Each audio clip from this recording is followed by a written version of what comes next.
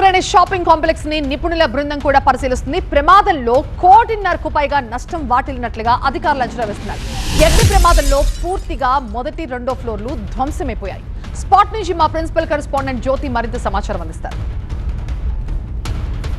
అమీర్పేట్లో అగ్ని ప్రమాదానికి గురైనటువంటి షాపింగ్ కాంప్లెక్స్ ను నిపుణుల బృందం పరిశీలించనుంది. ప్రస్తుతం మనం ఘటన జరిగినటువంటి ప్రాంతం దగ్గర ఉన్నాము. నిన్న మధ్యాహ్నం 12:30 గంటల ప్రాంతంలో ఒక్కసారిగా కూడా మనం చూస్తున్నటువంటి ఈ షాపింగ్ కాంప్లెక్స్ లో మంటలు చెలరేగాయి. దీంతో ఇక్కడ ఉన్నటువంటి 3 ఫ్లోర్లు కూడా అంటే G+2 మొత్తం కూడా పూర్తిగా కాలి బూడిదైనటువంటి పరిస్థితి మనం కింద చూస్తున్నాం. కింద అంతా కూడా ఏవైతే ట్రావెల్ ఏజెన్సీకి సంబంధించినటువంటి ఈ యొక్క షట్టర్లు కనిపిస్తూ ఉన్నాయి.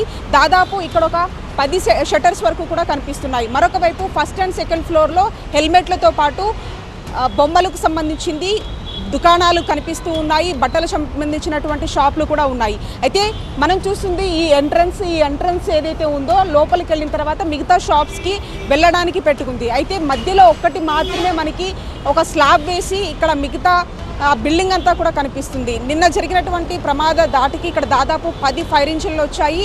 ఆ తర్వాత ఇక్కడ మంటలు ఆర్పేటటువంటి ప్రయత్నం చేసినా కూడా ఒక షాప్కి మంటలు వ్యాపించి వెళ్ళిపోయినటువంటి పరిస్థితిలో భాగంగా నిన్న ఇక్కడ పూర్తిగా కూడా వాళ్ళ షాపులకు సంబంధించినటువంటి బట్టలు కావచ్చు, హెల్మెట్లు కావచ్చు, పూర్తిగా కాలి బూడిదైనటువంటి పరిస్థితి కనిపిస్తున్నాయి. బిల్డింగ్ కూడా అంతే స్థాయిలో ఇక్కడ ధ్వంసం అయిపోయింది. దీనికి సంబంధించి జేఎన్టీయూకి సంబంధించినటువంటి నిపుణుల బృందం దీన్ని పరిశీలించిన తర్వాత దీన్ని కూల్చివేయాలా లేదంటే ఉంచాలా అనేది ఒక క్లారిటీ వచ్చే అవకాశం కనిపిస్తోంది.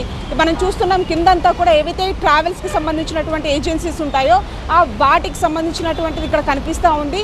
మరొక వైపు దాదాపు 1.5 కోటి పైగా కూడా ఆస్తి నష్టం కలిగినట్టుగా చెప్తూ ఉన్నారు.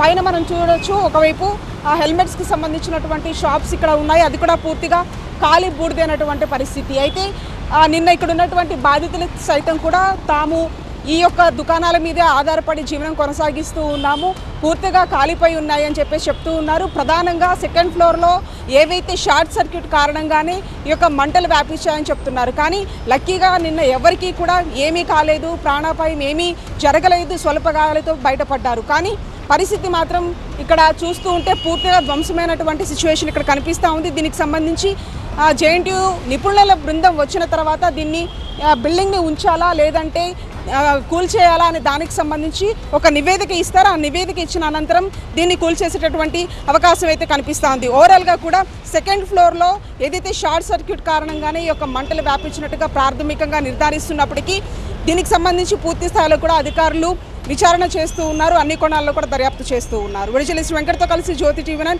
ఘటనాల స్థలం నుంచి అమీర్పేట్.